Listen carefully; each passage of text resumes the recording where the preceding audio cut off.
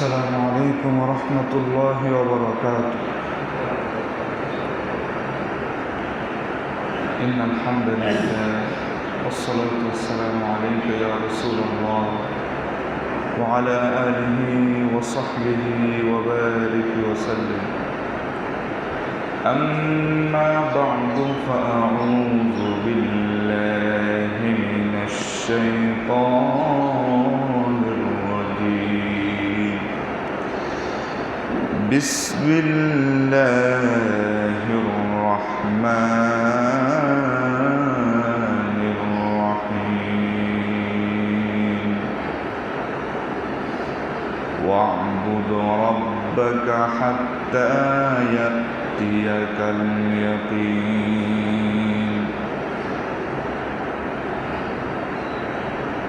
وقال تعالى في شان حبيبه: إن الله وملائكته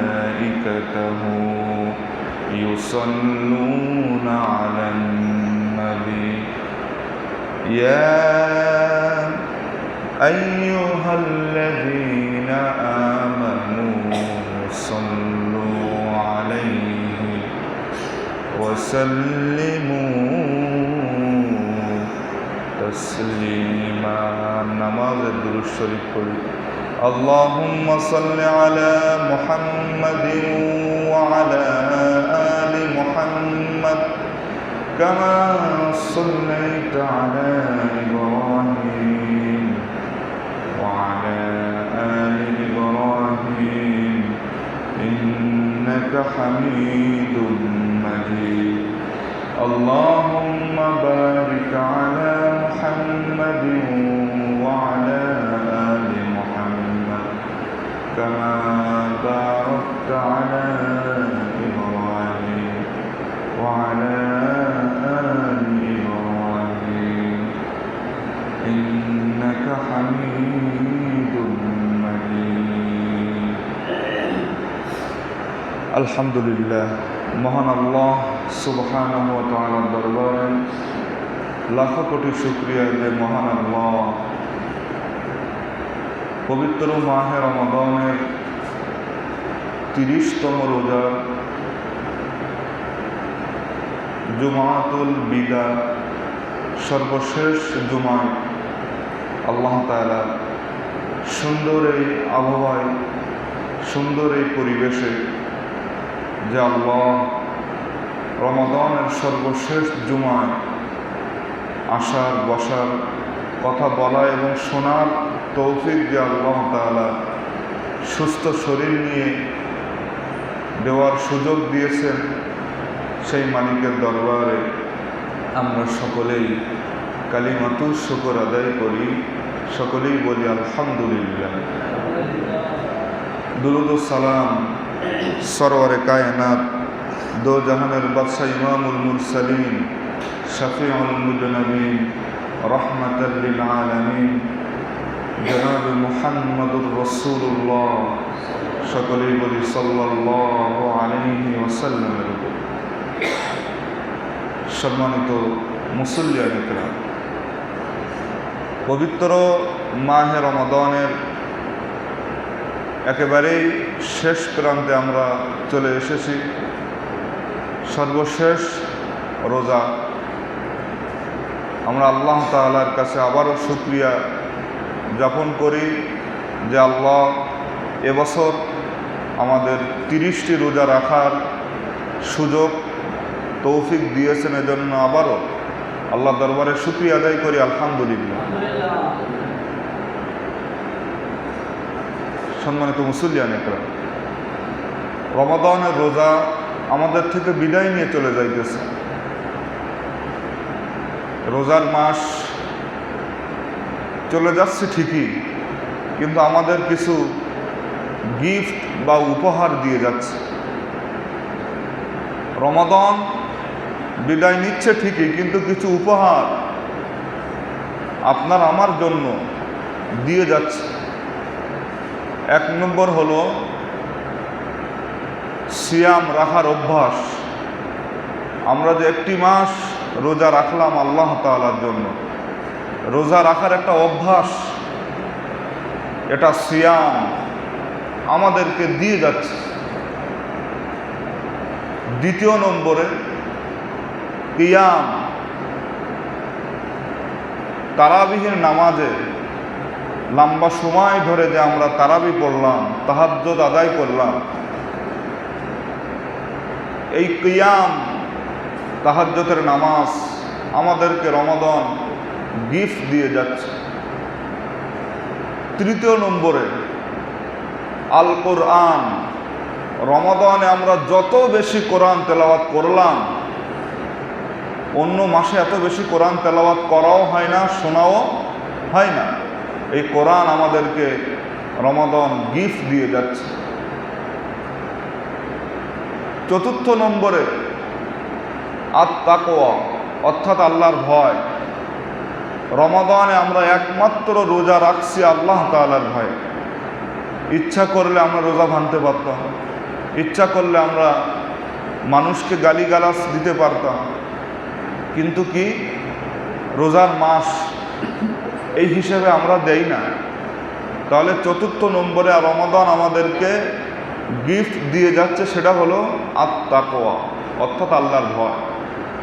পঞ্চম নম্বরে রমাদান আমাদেরকে গিফট দিয়ে যাচ্ছে, সেটি হলো সদকা করার অভ্যাস। পবিত্র রমাদানে আমরা যত বেশি সদকা করি, এত বেশি সদকা অন্য মাসে আমরা করলেও এত বেশি করি না। তাহলে দান করার একটা অভ্যাস রমাদান আমাদেরকে দিয়ে যাচ্ছে। প্রিয় মুসল্লিয়ানে কেরাম, এই জুমাতুল বিদায়ে আমরা এই 5টি পয়েন্টের উপরে কথা বলব। খুব খেয়াল করে শুনবেন আমার ভাইরা, শুরু থেকে যারা আছে। দেখেন,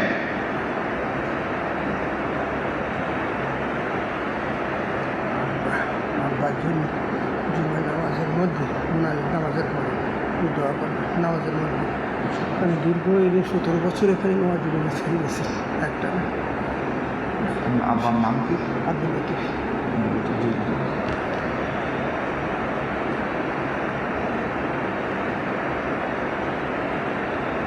সম্মানিত মুসল্লিয়ান একরাম, তা আমরা বলতেছিলাম রমাদান মাস আল্লাহ তাআলা একটি মাস রোজা আমাদের জন্য ফরজ করেছেন, কিন্তু বাকি যে 11 মাস রয়েছে এই 11 মাসের রোজা ফরজ নেই, কিন্তু কিছু কিছু নফল রোজা আল্লাহ তাআলা আমাদের জন্য রেখে দিয়েছেন। রমজানের রোজা রাখার অভ্যাসটা যেন চালু থাকে। এই রোজাগুলা নফল হলেও খুব ফজিলতপূর্ণ, এবং এই রোজাগুলা নবী সাল্লাল্লাহু আলাইহি ওয়াসাল্লাম কোনো সময় কী করতেন না, ছাড়তেন, সবসময় রাখতেন। যেমন দেখেন, আগামীকাল থেকে শাওয়াল মাস শুরু হলো। রমাদানের পরের মাস কি? শাওয়াল। কি মাস? শাওয়াল। এই শাওয়ালে রোজা আছে 6টা। কয়টা আছে? 6টা রোজা আছে। এই 6টা রোজা রাখলে কি হবে? মুসলিম শরীফের হাদিসের ভিতরে আসছে, আন আবু আইয়ুব আল আনসারী রাদিয়াল্লাহু তাআলা আন্না রাসূলুল্লাহ সাল্লাল্লাহু আলাইহি ওয়াসাল্লাম মান সামা রমাদান সুম্মা আতবাহু সিত্তাম মিন শাওয়াল কানা কাসিয়ামিদ দাহার। আবু আইয়ুব আল আনসারী রাদিয়াল্লাহু তাআলা আনহু বর্ণনা করেন, রাসূল করিম সাল্লাল্লাহু আলাইহি ওয়াসাল্লাম বলেছেন, যে ব্যক্তি রমাদান মাসে রোজা রাখলো, তারপরে শাওয়ালের 6টি রোজা রাখলো, আল্লাহ তাআলা গোটা বছর রোজা রাখলে যে সওয়াব হয় সেই সমপরিমাণ সওয়াব আল্লাহ তাআলা তার বান্দার আমলনামায় দিয়ে দেন। সুবহানাল্লাহ। যে ব্যক্তি রমাদানে রোজা রাখলো, রাখার পরে কয়টা রোজা রাখলো? শাওয়ালের 6টি রোজা রাখলো। গোটা বছর রোজা রাখলে যে সওয়াব হয় সেই সমপরিমাণ সওয়াব আল্লাহ তাআলা তার আমলনামায় দিয়ে দেন। কিন্তু এখানে একটা প্রশ্ন আসতে পারে, এগুলো বাড়িতেও বলবেন, যেহেতু এখানে আমাদের মহিলারা নেই, মা বোন নেই, ঠিক কিনা? মা বোনদেরকেও জানানো দরকার। আর এগুলো দায়িত্ব আপনার আমার। মহিলারা রোজার সময় মনে করেন অসুস্থ হয়েছে, তখন তো রোজা রাখতে পারতেছে না, এখন রোজা কাজা হয়েছে, এই কাজা রোজা আগে রাখবে না শাওয়ালের রোজা আগে রাখবে? এখানে দুইটা মত আছে। একটা মত হলো কাজা রোজা আগে রাখতে হইবে, যেহেতু রমাদান মাস রাখার পরে, রমাদানের রোজা রাখার পরে শাওয়ালের রোজা রাখার কথা আসছে, এজন্য একদল ওলামা ইকরাম বলেন যে কাজা রোজা আগে রাখতে হইবে, তারপরে শাওয়ালের 6টি রোজা।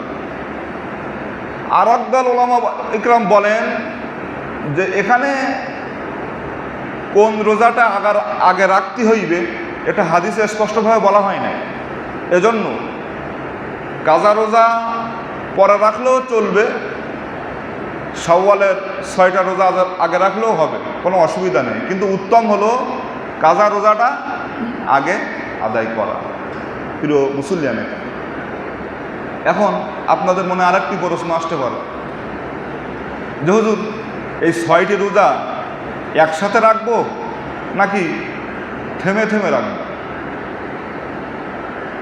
এখানে প্রশ্নের উত্তর হলো ইমামুল আজম আবু হানিফা রহমাতুল্লাহ আলাইহি, ইমাম শাফি রহমাতুল্লাহ আলাইহি বলেন যে এই 6টি রোজা একসাথে রাখাই উত্তম, কিন্তু ইমাম আহমদ ইবনে হাম্বল রহমাতুল্লাহ আলাইহি তিনি বলেন যে না, ভেঙে ভেঙে রাখলেও চলবে।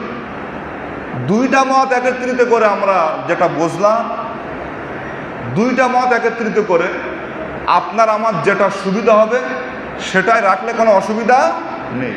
যদি একসাথে রাখতে পারেন রাখতে পারেন, যদি ভেঙে ভেঙে রাখতে পারেন রাখতেও পারেন, অসুবিধা নেই। সপ্তাহে 2টা রাখলেন, ঠিক না? এভাবে আপনি রাখতে পারেন, কোনো অসুবিধা নেই। তাহলে এটা বললাম শাওয়ালের রোজা, যেটা আগামীকাল থেকে শুরু হচ্ছে। তার মানে আগামীকাল আর রোজা রাখেন না যেন, কারণ আগামীকাল রোজা রাখা হারাম। রোজা রাখা হারাম করে দিয়েছেন কি আল্লাহ। ঈদের দিন রোজা রাখা হারাম, ঈদের দিন রোজা রাখা যাইবে না আমার ভাই। এটা শাওয়ালের রোজা, রোজা রাখার ট্রেনিং আল্লাহ তাআলা কিভাবে দিয়ে দিচ্ছেন দেখেন। শাওয়ালের রোজা রাখার পরে শাওয়াল মাস চলে গেল, তারপর আসলো জিলকদ, ঠিক না? তারপর আসছে জিলহজ।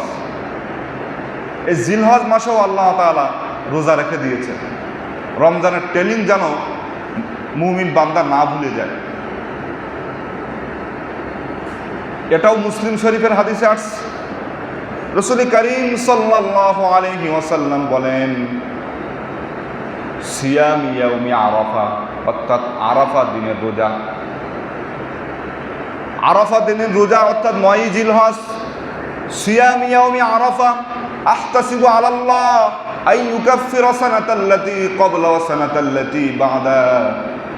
রাসূল করিম সাল্লাল্লাহু আলাইহি ওয়াসাল্লাম বলেন, যে ব্যক্তি আরাফার দিবসের রোজা রাখলো, আল্লাহ তাআলা তার পূর্ববর্তী 1 বছর, পরবর্তী 1 বছরের গুনাহগুলো আল্লাহ মাফ করে দিবেন। সুবহানাল্লাহ। এটা আরাফাত দিবসের রোজা। কত সওয়াব আল্লাহ তাআলা রেখে দিয়েছেন। এই রমাদানের ট্রেনিং যেন আমরা না ভুলি, এজন্য আল্লাহ তাআলা 11 মাসের মধ্যে বিভিন্ন সময় নফল রোজা হলেও অধিক সমপরিমাণ সওয়াব আল্লাহ তাআলা রেখে দিয়েছে। এরপর দেখেন জিলহজ চলে গেল। জিলহজ চলে যাওয়ার পরে এবার আসতেছে মুহররম, ঠিক না? কি আসতেছে? জিলহজ মাসের পরে কি মাস? মুহররম মাস। মুহররম মাসেও আল্লাহ তাআলা রোজা রেখেছেন। আল্লাহ তাআলা মুহররম মাসেও রোজা রাখার জন্য বলেছেন। রাসূল করিম সাল্লাল্লাহু আলাইহি ওয়াসাল্লাম বলেন, এটাও মুসলিম শরীফের হাদিসে আসছে। নবী করিম সাল্লাল্লাহু আলাইহি ওয়াসাল্লাম বলেন, সিয়াম ইয়াউমি আশুরা, অর্থাৎ আশুরার রোজা 10ই মুহররম। 10ই মুহররম কি দিন? আশুরার দিন। সিয়াম ইয়াউমি আশুরা আহতাসিবু আলাল্লাহ আই ইউকাফিরা সানাতাল্লাতী ক্বাবলা। নবী করিম সাল্লাল্লাহু আলাইহি ওয়াসাল্লাম বলেছেন, যে ব্যক্তি আশুরার দিবসের রোজা রাখে, আল্লাহ তাআলা তার পূর্ববর্তী 1 বছরের গুনাহগুলো আল্লাহ তাআলা তার মাফ করে দেয়। সুবহানাল্লাহ। অন্য হাদিসের ভিতরে আসছে মান সামা রমাদান বাদাল ফারিদা। অন্য হাদিসের ভিতরে রাসূল করিম সাল্লাল্লাহু আলাইহি ওয়াসাল্লাম বলেন, যে ব্যক্তি আশুরা দিবসের রোজা রাখলো, অর্থাৎ 10ই মুহররমের রোজা রাখলো, আল্লাহ তাআলা বলেন রমাদান মাসের পরে, অর্থাৎ মান সামা সিয়াম বাদা রমাদান, ভুল হয়ে যাচ্ছে, মান সামা সিয়াম বাদা রমাদান, অর্থাৎ যে ব্যক্তি রমাদান, আল্লাহ তাআলা বলেন রমাদান মাসের পরে আল্লাহর কাছে সব থেকে প্রিয় মাস হলো শাহরুল্লাহিল মুহররম মাস। আল্লাহ তাআলা বলেন রমাদান মাসের পরের মাস, অর্থাৎ রমাদান মাসটা সব থেকে প্রিয়। এর পরবর্তীতে যে মাস আল্লাহর কাছে প্রিয় সেটি হলো মুহররম মাস, অর্থাৎ মুহররম মাসের রোজা। যে ব্যক্তি মুহররম মাসের রোজা রাখলো, আল্লাহ তাআলা তার পূর্ববর্তী 1 বছরের গুনাহগুলো মাফ করে দিবে। সুবহানাল্লাহ। মান সামা কি সিয়াম বাদা রমাদান শাহরুল্লাহিল মুহররম। মুহররম মাসের রোজাও আল্লাহ তাআলা কত গুরুত্বপূর্ণ, যে আল্লাহর মাস শাহরুল্লাহিল মুহররম মানে হলো কি আল্লাহর মাস। এই মাসটি হলো কিসের মাস? আল্লাহর মাস। সেটা মুহররম মাস, সেটা হলো জিলহজ মাসের পরের মাস, অর্থাৎ আরবি মাসের প্রথম মাসের নাম হলো মুহররম মাস। এছাড়াও আল্লাহ তাআলা দেখেন এই রমাদান মাসের আগের মাস, যে মাসটি আমরা ফেলে থুয়ে এসেছি, এই মাসেও আল্লাহ তাআলা রোজা রাখার কথা বলেছেন। সেই মাসটির নাম কি? হ্যাঁ, শাবান মাসের রোজা। সেই মাসটির নাম হলো শাবান মাসের রোজা, যেই মাসে আল্লাহ তাআলা বান্দার বাৎসরিক আমলনামা আল্লাহর কাছে পেশ করা হয়। এই মাসে রাসূল সাল্লাল্লাহু আলাইহি সাল্লাম এত বেশি রোজা রাখতেন, রমাদান মাস ছাড়া এত বেশি রোজা অন্য কোনো মাসে রাখতেন না। আমরা যদি ধরে নেই বিভিন্ন কোম্পানিতে, আমি এর আগে এই উদাহরণটি আপনাদের দিয়েছিলাম, যে কি বিভিন্ন কোম্পানিতে অডিট করা হয়, কাজের রিপোর্ট দেওয়া হয়, ঊর্ধ্বতম কর্মকর্তাদের কাছে এটা পেশ করতে হয়। সেটা দৈনিক হতে পারে, সাপ্তাহিক হতে পারে, মাসিক হতে পারে, আবার বাৎসরিক হতে পারে। তো দেখেন আমাদের আমলনামা ফেরেশতারা আল্লাহর কাছে পেশ করে প্রতিদিন সকাল এবং সন্ধ্যা। এর আগেও আলোচনা বলছিলেন। এরপরে সাপ্তাহিক আমাদের আমলনামা আল্লাহর কাছে পেশ করা হয়। সেটি বলেন তো কি বার, কোন বারে? দেখে কে বলতে পারে? হ্যাঁ, সোম আর বৃহস্পতিবার। সুবহান। এ দেখেন রাসূল সাল্লাল্লাহু আলাইহি সাল্লামের প্রত্যেকটি আমল কোনো না কোনো কাজের সাথে জড়িত। এই 2 দিন সোমবার আর বৃহস্পতিবার নবীজিও রোজা রাখতেন, কারণ এই 2 দিন বান্দার আমলনামা আল্লাহ তাআলার কাছে পেশ করা হয়। আবার বলা হয়েছে সোমবার নবী সাল্লাল্লাহু আলাইহি সাল্লামের জন্ম, এজন্য সেই শুকরিয়া স্বরূপও রাসূল সাল্লাল্লাহু আলাইহি সাল্লাম সোমবারও রোজা রাখতেন। তাহলে সপ্তাহে 2 দিন রোজাও আমরা রাখতে পারি, সোমবার আর বৃহস্পতিবার। এরপরে মাসিক, কোনো কোম্পানিতে মাসিক রিপোর্ট দিতে হয়, আবার বাৎসরিক তো আগে বলছি যে শাবান মাসের রোজা, যে মুসলমানদের মুমিনদের আমাদের আমলনামা শাবান মাসে আল্লাহ তাআলার কাছে কি করতে হয়? ফেরেশতারা পেশ করে বাৎসরিক আমলনামা। নবী সাল্লাল্লাহু আলাইহি সাল্লাম মাসিকও রোজা রাখতেন, মাসে 3 দিন। সেটাকে বলা হয় আইয়ামুল বিদ, 13, 14, 15 আরবি তারিখ, 13, 14, 15। এখন আইয়ামুল বিদ বলা হয় কেন? খুব গুরুত্বপূর্ণ। দেখেন ইয়াউমুল এর বহু বচন আইয়াম মানে হলো দিন সমূহ, আর বিদ মানে হলো শুভ্র সাদা। চাঁদ যে আমরা দেখি, চাঁদ ওঠা থেকে 13, 14, 15 এই মাসের মাঝখান চাঁদের উজ্জ্বল শুভ্র সাদা খুব জলজল করে। এজন্য এই দিনগুলোকে বলা হয় আইয়ামুল বিদ। নবী সাল্লাল্লাহু আলাইহি সাল্লাম 13, 14, 15 রোজা রাখতেন। কেন রাখতেন? রাসূল করিম সাল্লাল্লাহু আলাইহি সাল্লামকে প্রশ্ন করা হলো, ওগো আল্লাহর হাবিব সাল্লাল্লাহু আলাইহি ওয়াসাল্লাম, আপনি কেন এই মাসের 3 দিন রোজা রাখেন? রাসূল সাল্লাল্লাহু আলাইহি সাল্লাম বললেন, যে ব্যক্তি প্রতি আরবি মাসের এই 13, 14, 15 অর্থাৎ আইয়ামুল বিদের রোজা রাখবে। আচ্ছা বলেন তো, আপনি 12টি মাস রোজা রাখলেন, মাসে 3টা করে, তাহলে 3 বারং কত হয়? 36। 3 বারং কত হয়? তাহলে এই 36টি রোজা অর্থাৎ বছরে প্রত্যেক মাসে 3টে রোজা যে ব্যক্তি রাখবে, রাসূল করিম সাল্লাল্লাহু আলাইহি ওয়াসাল্লাম বলেন, সারা বছর রোজা রাখলে যে সমপরিমাণ সওয়াব হয়, এই 3টি রোজা রাখার কারণে আল্লাহ তাআলা সেই সমপরিমাণ সওয়াব বান্দা বান্দির আমলনামায় দিয়ে দেন। সুবহানাল্লাহ। আইয়াম বিজের রোজাও আমরা রাখতে পারি। রোজা রাখার ট্রেনিং যা আল্লাহ তাআলা দিয়ে রেখেছেন বাকি 11 মাসেও, সেটি আমি আপনাদের বুঝাচ্ছি। আবু যর গিফারি রাদিয়াল্লাহু তাআলা আনহুকে নবীজি বলতেছেন, ওগো আবু যর গিফারি, মাসে 3 দিন 13, 14, 15 অর্থাৎ আইয়ামুল বিজের রোজা তুমি ছেড়ো না, এই 3টা রোজা তুমি রেখো। তাহলে দেখেন, রমাদান মাস চলে যাইতেছে, 1 নম্বর শিক্ষা আমাদেরকে দিয়ে যাইতেছে, সেটা হলো রোজা রাখার ট্রেনিং। সেটি হলো কি? রোজা রাখার ট্রেনিং। এই রোজা যুবকরা যারা আছে, যুবকদেরকে বেশি বেশি রাখা দরকার। কেন রাখতে হইবে? যুবক তো এখন বেশি নেই, আর যে কজন আছে তা তো খুবই কম। যুবকরা যদি রোজা রাখে বেশি বেশি, তাহলে এটা কি হইবে? যৌন উত্তেজনা যেটা আছে সেটাকে আল্লাহ তাআলা নিয়ন্ত্রণ করেন রোজা রাখার মাধ্যমে। যদি সম্ভব হয় বিয়ে শাদী করুন, ঠিক না? এখন তো বিয়ে শাদীটা আমাদের মধ্যে এমন একটি রীতি চলে আসছে, বলা হয় প্রতিষ্ঠিত হও আগে, বিয়ে করো পরে। এই নিয়ম নীতিটা রাসূল সাল্লাল্লাহু আলাইহি সাল্লামের দেখানো নিয়ম নীতি না। কিসের প্রতিষ্ঠিত? বিয়ে করো আগে, প্রতিষ্ঠিত হও পরে। এটা রাসূলের নিয়ম নীতি। আপনি আগে কি করেন?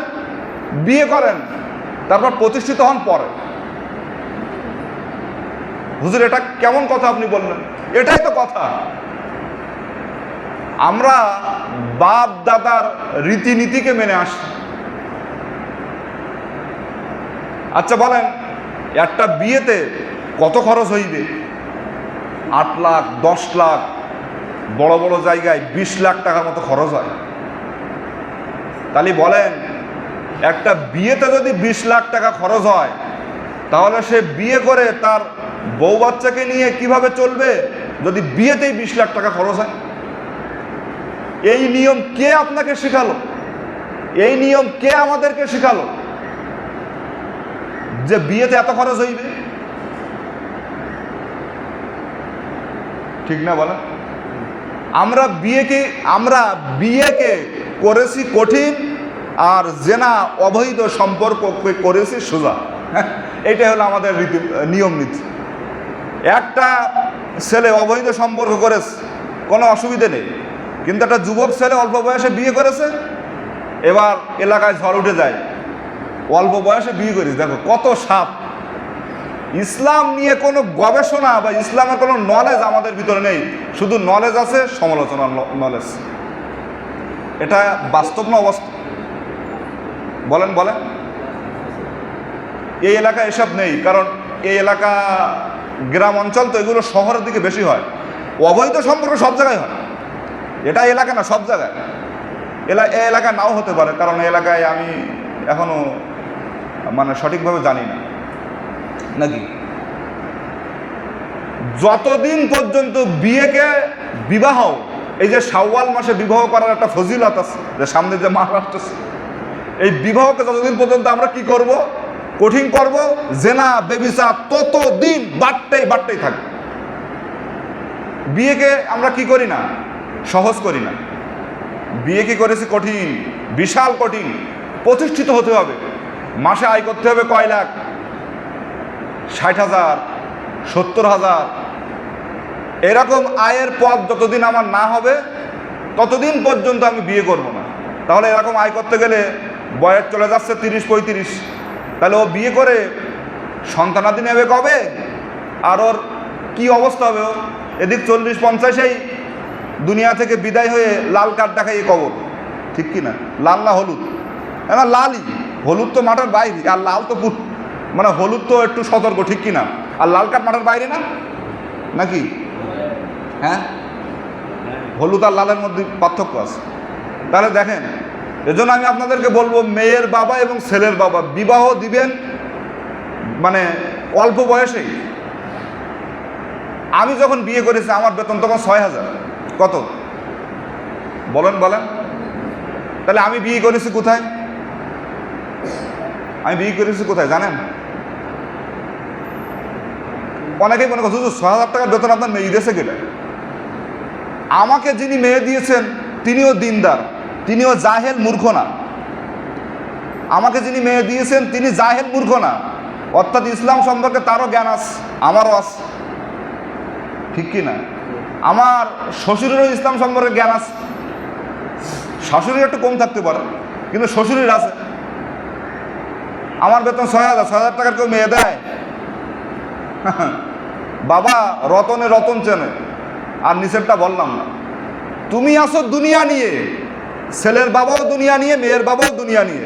এজন্য দুই দুনিয়ায় মিলে মেয়ে অবৈধ সম্পর্ক করে, ছেলেও অবৈধ সম্পর্ক করে। তুমি মাথা না টেনে তুমি আঙুল ঢলে টানো। এই জন্য কি যত জেনা বেবিচারের দায়ভার সব ছেলের বাবা আর মেয়ের বাবার দায়ভারে চলে যাইবে। এজন্য যুবক যারা আছো, কিসের ক্যারিয়ার? রিজিকের ব্যবস্থা কে করেছেন বলেন তো? আল্লাহ তাআলা করেছে। এজন্য আমরা বিয়ে দ্রুত দিব সন্তানদেরকে। যদি গোনার কাছ থেকে কি থাকতে চান, বিরত থাকতে চান, তাহলে সময় চলে যাচ্ছে। ওই 80 পয়েন্টের উপর কথা বললে তো শেষ। তাহলে রমাদান আমাদেরকে 1 নম্বর শিক্ষা দিচ্ছে কি? রোজা রাখার ট্রেনিং, যেটা শুরু থেকে বললাম। 2 নম্বর শিক্ষা দিচ্ছে কিয়াম। আচ্ছা বলেন, রমাদানে আমরা প্রায় সকলেই তাহাজ্জুদে নামাজ আদায় করতেছি না? করেছি কিনা বলেন? কারণ ওই রাত্রে তো উঠতেই হইবে। এখন তাহাজ্জুদটা পড়ি, 2 রাকাত হোক 4 রাকাত হোক। এই যে একটা অভ্যাস আমাদের কি হয়ে গেল, রয়ে গেল। এই অভ্যাসটা যেন রাখবেন। আগামীকাল তো সিয়ারি নেই, ওই ঈদের দিন রাত্রেও কিন্তু রাত 3টের সময় 4টে মানে 3:30টার সময় আপনার আবার ঘুম ভেঙে যায়। ওই সময় আপনি আর ঘুমায়েন না, উঠে তাহাজ্জুদ পড়েন। উঠে কি পড়েন? তাহাজ্জুদ পড়েন। রাসূল কারীম সাল্লাল্লাহু আলাইহি সাল্লাম বলেছেন, আল্লাহ তাআলা বলেন, ফরজ সালাতের পরে আল্লাহ তাআলার কাছে সব থেকে বেশি প্রিয় সালাতের নাম হলো তাহাজ্জুদ। আমাদের এই মসজিদে, সকল মসজিদে 5 ওয়াক্ত নামাজের জন্য আজান দেয় মুয়াজ্জিন সাহেব, আর তাহাজ্জুদের নামাজের জন্য স্বয়ং আহ্বান করেন আমার আল্লাহ। অনেকেই বলতে পারে, হুজুর আল্লাহ কিভাবে আহ্বান করেন?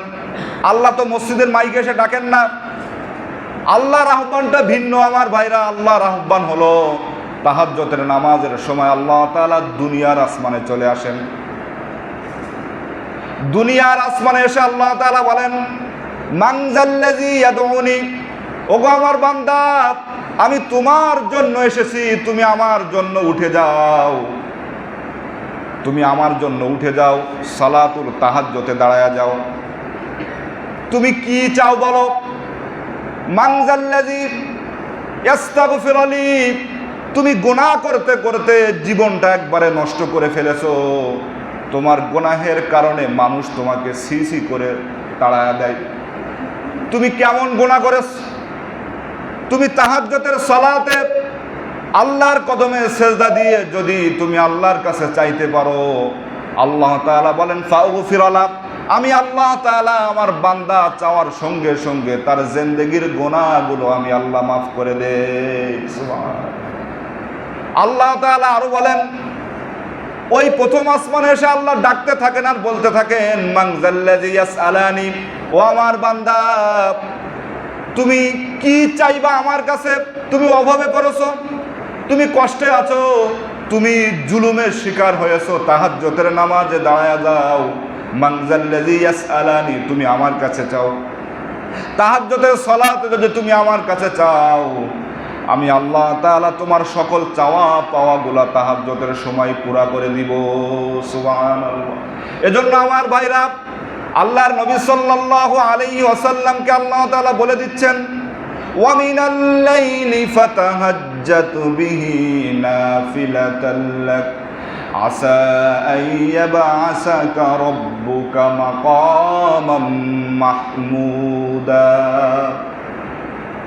আল্লাহ তাআলা বলতেছেন, ওগো আমার হাবিব, আপনি রাতের বেলায় তাহাজ্জুদের সময় দাঁড়ায়া যান, এটা হলো আপনার অতিরিক্ত ইবাদত। যদি আপনি রাতের বেলায় তাহাজ্জুদের সালাতে দণ্ডায়মান হয়ে যান, আল্লাহ তাআলা আপনাকে মাকামে মাহমুদে পৌঁছায়া দিবে। সুবহানাল্লাহ।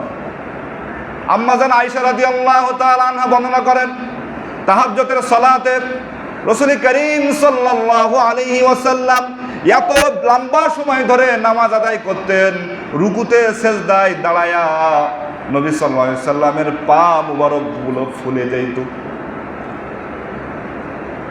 আম্মা জান আয়েশা জিজ্ঞাসা করতেছেন, ওগো নবী, আপনার জীবনে কোনো গুনাহ নাই, আগে পরে কোনো গুনাহের ছিটা ফুটা নাই, তারপরও কেন আপনি এত সময় ধরে আল্লাহর কাছে ক্রন্দন করেন তাহাজ্জুদের নামাজে? এই কথা শুনে রাসূল করিম সাল্লাল্লাহু আলাইহি সাল্লাম বলতেছেন, ওগো আয়েশা, আমি কি আমার আল্লাহর শুকরগুজার বান্দা হইব না? তাহাজ্জুদের নামাজে যারা দণ্ডায়মান হয়, আল্লাহ তাআলা তাদের উপরে সন্তুষ্টি হয়ে যান। আমার ভাইরা, জান্নাতি মুমিনদের ব্যাখ্যায় কোরআনুল কারীমের সূরা 51 নম্বর সূরা সূরাতুজ জারিয়াতের 15 নম্বর আয়াত থেকে আল্লাহ তাআলা বর্ণনা দিচ্ছেন, ইন্নাল মুত্তাকিনা ফি জান্নাতিন ওয়া আয়ুন।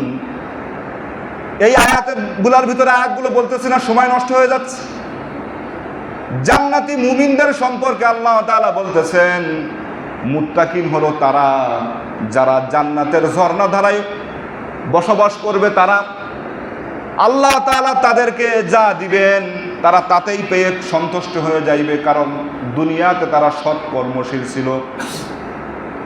আল্লাহ তাআলা তাদের সম্পর্কে বলেন, ওয়াবিল আসহারিহিম ইস্তাগফিরুন।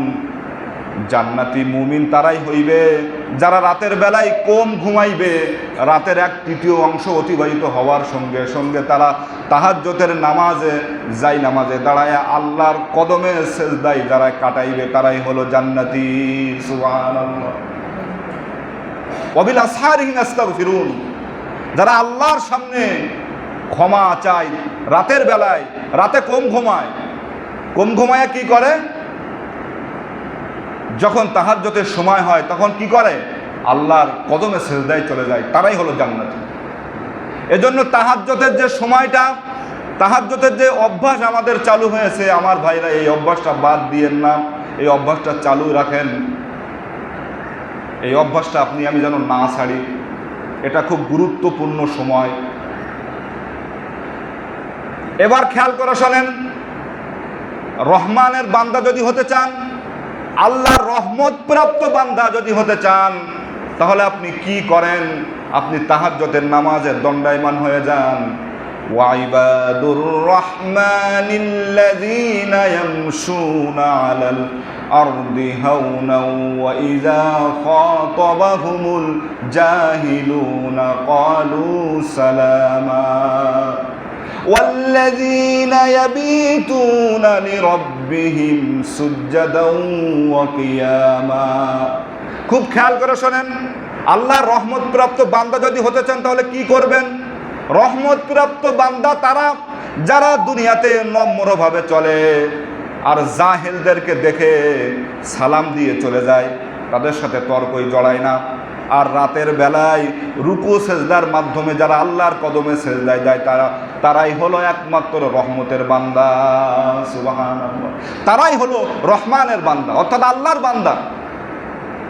তাদের উপরে আল্লাহ সন্তুষ্ট, তাদের উপরে যারা দুনিয়াতে নমনীয়ভাবে চলে, নম্রভাবে চলে, দাম্ভিক্য অহংকারের সাথে চলে না। আর মূর্খ জাহেলদেরকে দেখে কি করে, ফাও তর্ক জড়ায় না, সালাম দিয়ে চলে যায়। কথা বুঝে আসছে?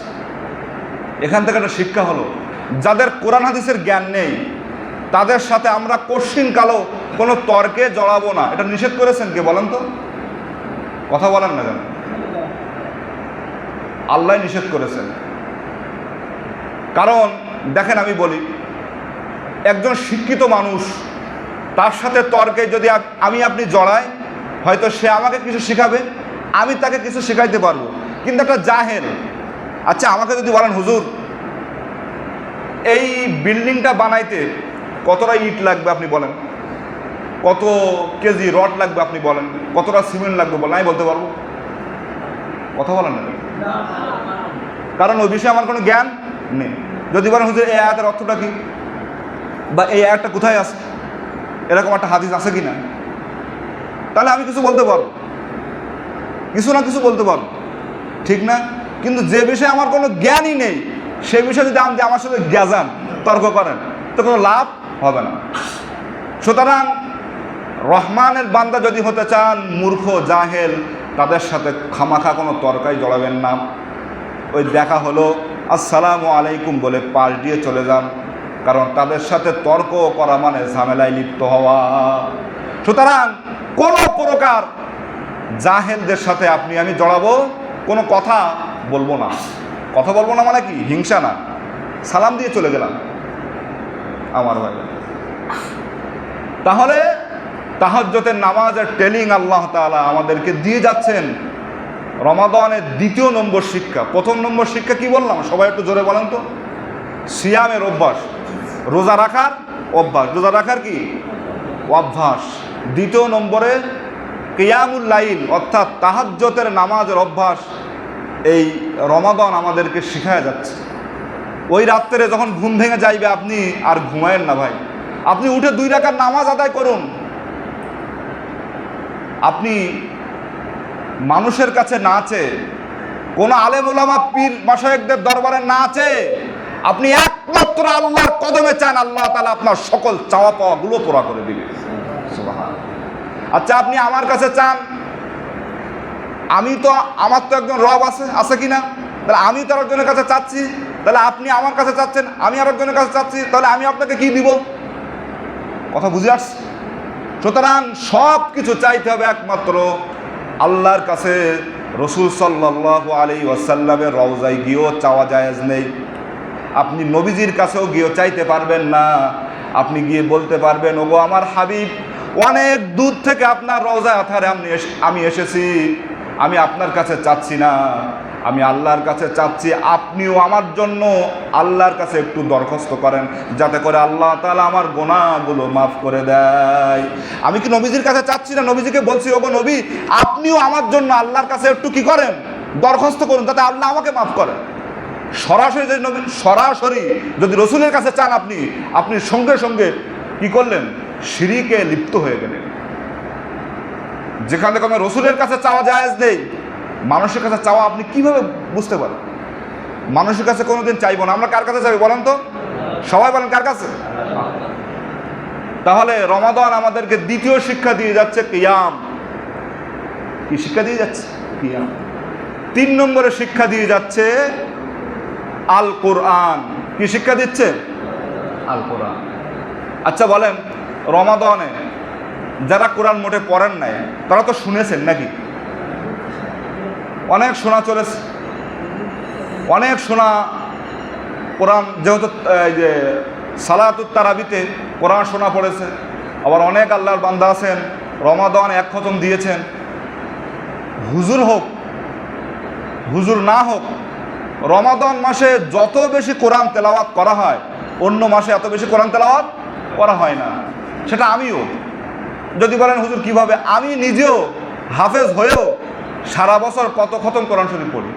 রমাদানে প্রায় 8-10 খতম হয়, আর অন্য মাসে কি, অন্য বাকি 11 মাসে 1 খতমও হয় না। এরকম বছর চলে গেছে। সময় বাহির করা যায় না, আবার বাহির করলেও বিভিন্ন ঝামেলায় বা শয়তানের ওয়াসওয়াসা। আমারও ভিতরে শয়তান আছে না নেই? আমরা সবাই মানুষ কিনা? যে হাফেজ তারও পিছনে শয়তান আছে। একমাত্র নবী রসুল্লাহ বাদ দিয়ে সকলের পিছনে শয়তান কিন্তু ধোঁকা দিতেই আছে। তা রমাদান মাসে যত বেশি কোরআন তেলাওয়াত করা হয় অন্য মাসে হয় না। তা বলতেছিলাম বাকি 11 মাসও আপনি অল্প অল্প করে হলেও কোরআন পড়ার যে ট্রেনিং, এটা যেন আমরা এই রমাদান থেকে শিক্ষা গ্রহণ করি।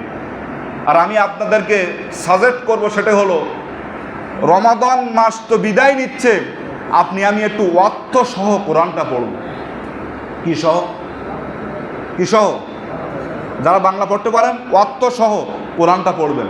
ওই তো মোবাইলে অ্যাপসে পাওয়া যায়, এখন তো আর তাফসির কেনা লাগে না। যে কোনো অ্যাপস আপনি ডাউনলোড দিবেন, ওয়াক্ত সহ আপনি ব্যাখ্যা অত দূর আপনি বুঝবেন না, ওয়াক্ত সহ। জালিকাল কিতাবুল লা রাইবা ফিহির অর্থ কী, হুদাল লিল মুত্তাকিনের অর্থ কী, এটা আপনি যদি ওয়াক্ত সহ পড়েন প্রতিদিন 4-5 সাফা, তাহলে দেখবেন গোটা কোরআন আপনার কিছুটা নলেজ আসবে। আর যদি এটা না পড়েন তাহলে কী হবে জানেন? দেখাচ্ছে কোরআন থেকে একটা দলিল টানলাম বা কোনো আলেম টানলো, তখন মনে হবে হুজুর এ আবার কোন দলিল টানলেন, এটা তো আমার মতের বাহিরে। মানে এরকম একটা ভাব দেখায়, সরাসরি বলে না যে কোরআনের এটা নেই। অনেকেই বলেও ফেলেছে যে এটা কোরআনেও নেই, ঠিক না? তাহলে কোরআনের অর্থ যদি আমরা পড়ি সকলেই, তাহলে আমাদের কোরআনের নলেজ কিছুটা আসবে। তোতা পাখির মতো শুধু কথা বলেই গেলাম, কোরআন মানে পড়েই গেলাম, এটা যতটুকু ফায়দা আসবে তার থেকেও বেশি ফায়দা আসবে অর্থ সহ পড়লে। নবী সাল্লাল্লাহু আলাইহি সাল্লামের জবান মুবারকে কোরআন তেলাওয়াত শুনে কাফের বেঈমানরা পাগল হয়েছিল না? যখন অর্থ সহ ব্যাখ্যা করলেন তখন এবার পাথর মারা শুরু হলো। তা আমরা মুসলমান, আমরা যদি অর্থ সহ পড়ি তাহলে কি যত ঝাই ঝামেলা, যত প্রশ্ন কোরআনের ভিতরে আমি পাইব। এজন্য আমি আপনাদেরকে পরামর্শ দিব যে রমাদানের বাহিরে আমরা অর্থ সহ সারা বছর মিলে একটি খতম হলেও অর্থ সহ আমরা পড়ার চেষ্টা করব ইনশাআল্লাহ। আমিও চেষ্টা করব অর্থ সহ গোটা কোরআন যেন আমরা পড়তে পারি, আল্লাহ সেই তৌফিক দান। 1 নম্বর সিয়ামের ট্রেনিং, 2 নম্বর কিয়াম, 3 নম্বরে আল কোরআন, 4 নম্বরে আত-তাকওয়া। 4 নম্বরে কি? আত-তাকওয়া। আচ্ছা বলেন তো, এই রমাদান আজকেও তো আমরা রোজা আছি না নেই? যারা কথা না বলবেন তারা মনে করবে রোজা নেই নাকি? এই খোঁজ নেন তো দেখি, পাশে কথা বলা নাকি, ওর ধরে তোলেন, ও রোজা নেই নাকি?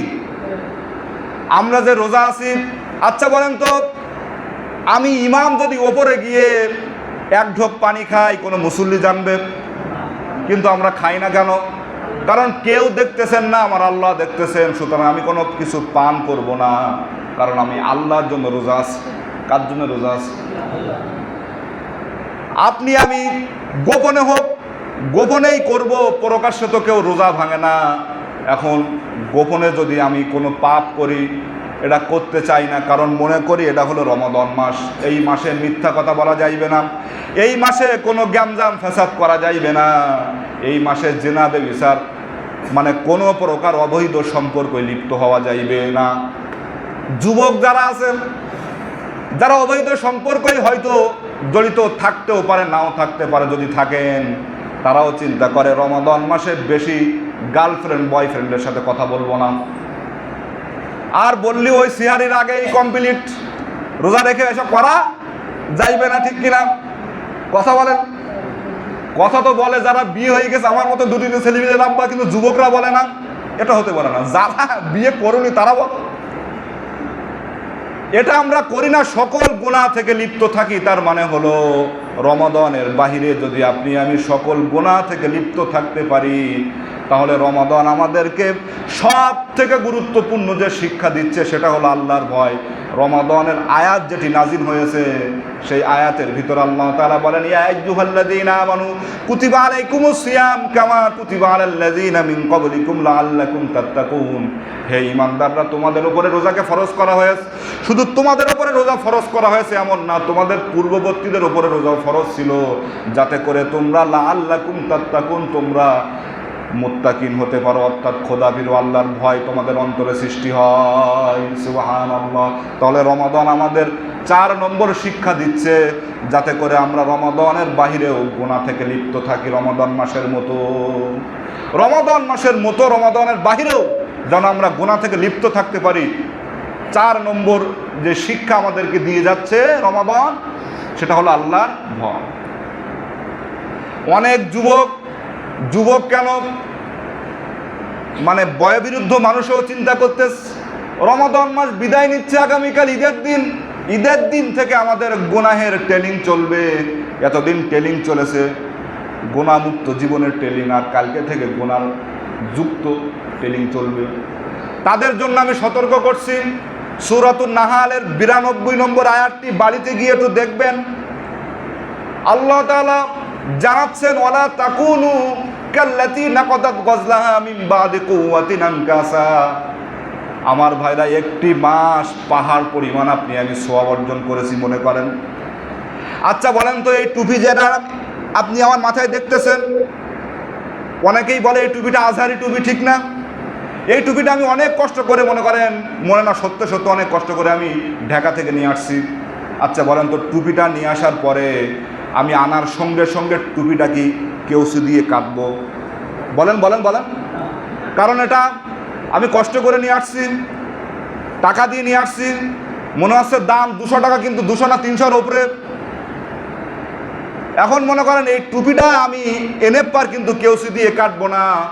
সূরাতুন নাহালের 92 নম্বর আয়াতে বলছেন, আল্লাহ তাআলা উপমা দিচ্ছেন, একজন মহিলা সে অনেক কষ্ট করে সুতা বুনতেছে, সুতা বুনে যখন সুন্দর করে সুতাগুলো সংগ্রহ করার পরে সে নিজে হাত দিয়ে ওই সুতাগুলো আবার কেউসি দিয়া কেটে টুকরো করেছে। তাহলে বলেন তো, সুতা বোনার কোনো মানে হয় কিনা? সবাই জোরে বলেন। ওই মহিলা কষ্ট করে সুতা বুনে নিজে হাতে যেমন করে সুতা কাটলে তার কষ্টটা বৃথা হয়ে যাইবে। আপনি রমাদান মাসের পরে আবার যদি গুনাহের কাজে লিপ্ত হন, আমার কলিজার টুকরা মুসল্লি ভাইরা, ওই মহিলার মতো আপনার আমলগুলো আল্লাহ তাআলা নষ্ট করে দিবে। সুতরাং রমাদান মাসের পরে গুনাহ করা যাইবে না, সময় শেষ হয়ে যাচ্ছে। তাহলে কত নম্বর বললাম? 4 নম্বর, ঠিক না? সিয়াম, কিয়াম, তারপর কি? আল কোরআন, তারপরে আত তাকওয়া। 5 নম্বর হলো রমাদান আমাদেরকে সদকা করার অভ্যাস, অভাবী মানুষদেরকে দান করার একটা অভ্যাস রমাদান আমাদেরকে শিক্ষা দিয়ে গেছে। এই রমাদানে প্রচুর পরিমাণ মানুষ, কম হোক বেশি হোক, জুমায় হোক, গরিব মিসকিনদেরকে সদকা করেছে, দান করেছে। রমাদানের বাহিরেও যদি আমরা অভাবী মানুষদেরকে পাশে আমরা দাঁড়াই, তাহলে এটা কি হইবে? দেখেন, হাসরের ময়দানে আল্লাহ তাআলা বলবেন, ও আমার বান্দা, তোমার কাছে আমি খানা চেয়েছিলাম, তুমি আমাকে খানা দাও নাই। তোমার কাছে আমি টাকা চেয়েছিলাম, তুমি আমাকে টাকা দাও নাই। বান্দা অবাক হয়ে বলবে, আল্লাহ তুমি তো রহমানুর রহিম, তুমি তো রিজিক দাতা, তুমি তো নিজেই মানুষকে খাওয়াও, আবার তুমি কিভাবে আমার কাছে খানা চাইছো? আল্লাহ বলবেন, ও আমার বান্দা, তোমার কাছে গরিব মিসকিন গিয়েছিল, তোমার পাশে অভাবী মানুষ ছিল, তুমি খানা খাওয়াইতে পারো নাই, তার মানে তুমি আমাকে খানা খাওয়াও নাই, সুতরাং আজকে তুমি জাহান্নামে চলে যাও। সূরা মুদ্দাসসিরের ভিতরে আসছে। এজন্য অভাবী মানুষদের পাশে আমরা কি করব? দাঁড়াবো। আমার ভাইরা, যেহেতু কথা শেষ, আরেকবার বলি, সিয়াম, কিয়াম, তারপরে কি? আল কোরআন, আর তাকওয়া, আর সদকা করার অভ্যাস। রমাদান আমাদেরকে 5টা গিফট দিয়ে যাচ্ছে। এই গিফটগুলো আমরা সংগ্রহ করে বাকি 11 মাস কি করবো? চলবে ইনশাআল্লাহ। ঈদের দিনের, যেহেতু আগামীকাল ঈদ নাকি, ঈদের দিনে কিছু সুন্নাহ আমরা শুনি। ঈদের দিনের সুন্নাহ আমি 15টি সুন্নাহ বলছি। কয়েকজন 10টা বলেছেন, 11টা বলেছেন, এক একজন এক রকম বলেছেন। আমি 15টি বলছি, একটু বেশি বলি। 1 নম্বর, চাঁদ দেখে রোজা রাখা, চাঁদ দেখে রোজা ভাঙা, অর্থাৎ ঈদ করা। 2 নম্বর, চাঁদ দেখার পরে ঈদুল ফিতরে জামাতের আগ পর্যন্ত কি করা? তাকবীর পড়া। তাকবীর জানেন তো? সবাই পড়েন, আল্লাহু আকবার, আল্লাহু আকবার, লা ইলাহা ইল্লাল্লাহু, আল্লাহু আকবার, আল্লাহু আকবার, ওয়ালিল্লাহিল হামদ। এই তাকবীর কি বলা জামাতের আগ পর্যন্ত, কিন্তু এটা কিন্তু ঈদুল ফিতর। এরপরে আপনার 3 নম্বরে ঈদের দিন ফজরের সালাত আদায় করা।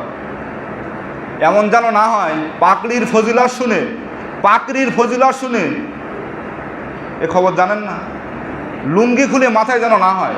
কারণ ফরজের নামাজ ফরজ, ঈদের নামাজ ওয়াজিব। ফরজ বাদ দিয়ে ওয়াজিব টানাটানি করি।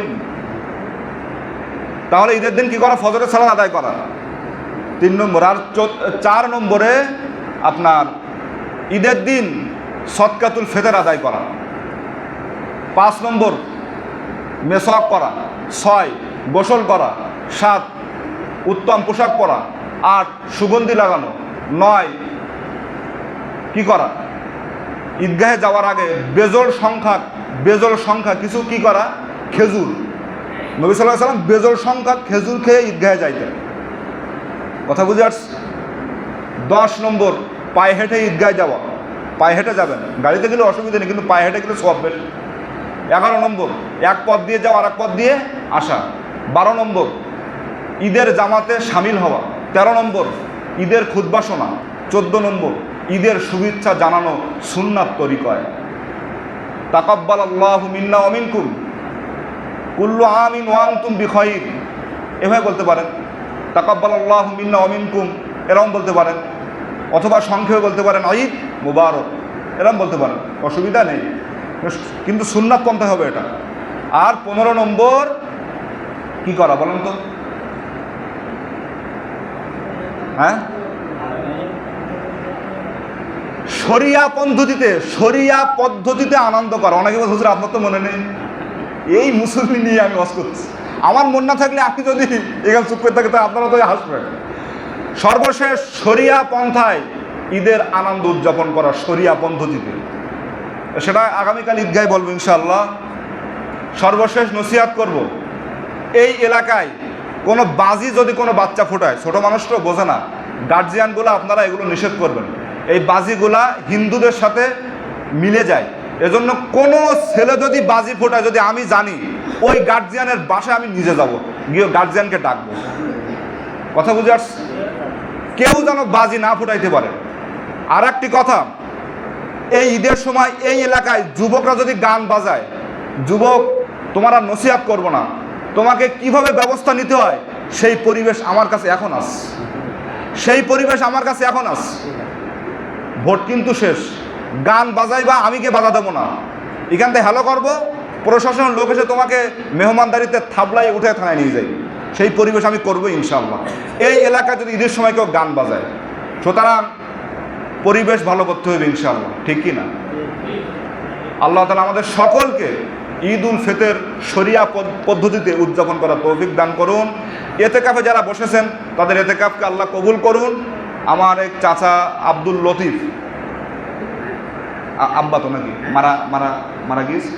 মারা গিয়েছেন, দোয়া চেয়েছেন, আমরা দোয়া করবো আল্লাহ তার চাচা জানের আব্বার কবরটা জান্নাতের টুকরা বানাক। যারাই চলে গিয়েছেন সকলের জন্য আমরা এই জুমাতুল বিদায় নামাজের পরে আমরা দোয়া করব, কারণ এই জুমাতুল বিদা জীবনে নাও আর আসতে পারে।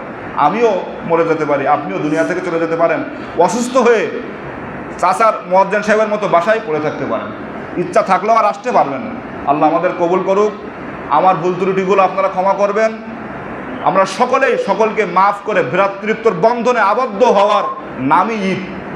এই ঈদ উদযাপন যেন আমরা করতে পারি। ওয়াখির দাওয়ানা আলহামদুলিল্লাহি রাব্বিল আলামিন। আসসালামু আলাইকুম ওয়া রাহমাতুল্লাহি ওয়া বারাকাতুহু। ঈদের নামাজের টাইম 8টায় তো নাকি? আগামীকাল সকাল 8টায় ঈদ উল ফিতরের নামাজ জামাত শুরু হবে ইনশাআল্লাহ। আপনারা সকলেই আপনাদের ঐতিহ্যবাহী ঈদগাহ ময়দান, দক্ষিণ সনকা ঈদগাহ ময়দানে আপনারা সকলে আসবেন ইনশাআল্লাহ। এবং ঈদের দিন একটু হাসি খুশি থাকার চেষ্টা করবেন, কারণ হাসি খুশি থাকাও এটা একটা মুস্তাহাব, ঈদের আনন্দ করাও এটা মুস্তাহাব। এজন্য যত পেরেশানি থাকুক, ঈদের দিন একটু হাসি খুশি থাকবেন। এবং যারা আমাদেরই মুসলমান ভাইরা নির্যাতনের ভিতরে রয়েছে, তাদের জন্য একটু আল্লাহর কাছে দোয়া করবেন। ইরানের মুসলমানরা নির্যাতনের মধ্যে রয়েছে, ঠিক না? ফিলিস্তিনের মুসলমানরা, গাজার মুসলমান নির্যাতনের ভিতরে রয়েছে। এখান থেকে 2-1 বছর আগের কথা বলছি, রমজানের সময় ঘাসের স্যুপ বানায়া তারা রোজা রেখেছে, সাহারি করেছে, তারপরও আল্লাহর বিধান রোজা লঙ্ঘন করেন না। আপনি তাদের একটু খোঁজখবর রাখেন, তাদের জন্য আল্লাহর কাছে দোয়া কোনোদিন করেছেন? আল্লাহ নবী তো বলেছেন, আল মুসলিমুনা কাজাসাদিল ওয়াহিদ, গোটা মুসলমান, বিশ্বে যত মুসলমান আছে সব এক দেহের মতো। কিসের মতো? এটা বিশ্বাস হয় না? মার পেটের ভাই যেরকম, ঠিক গোটা বিশ্বের মুসলমান হলে এক দেহের মতো। এক মুসলমান কষ্টে থাকবে, আপনার কোনো অনুভূতি থাকবে না, আপনি মুসলমান হতে পারেন নাই। আল্লাহ তৌফিক দান করুক। ওয়া আখিরু দাওয়ানা আলহামদুলিল্লাহি রাব্বিল আলামিন। আগামীকাল একটু সকাল সকাল আসবেন, যেহেতু মাদ্রাসার কালেকশন আছে, আপনারা একটু আগে ভাগে আসবেন তো ইনশাল্লাহ। একটা দিন আর লাস্টে এসেন না ভাই। গত এই কুরবানির ঈদেও দেখছি যে সবাই লাস্টে আসে। কেন? একটু আধা ঘন্টা আগে আসা যায় না? আসবেন তো? বছরের একটা দিন আমি অনুরোধ করবো একটু আগে ভাগে আসবেন। মানুষ না হলে, বাহিরের মানুষ কিন্তু বেশি একটা উৎসাহ পাইবে না। আমরা সকলে আসবো। আসসালামু আলাইকুম ওয়া রাহমাতুল্লাহ। সকলেই সুন্নত পড়ি।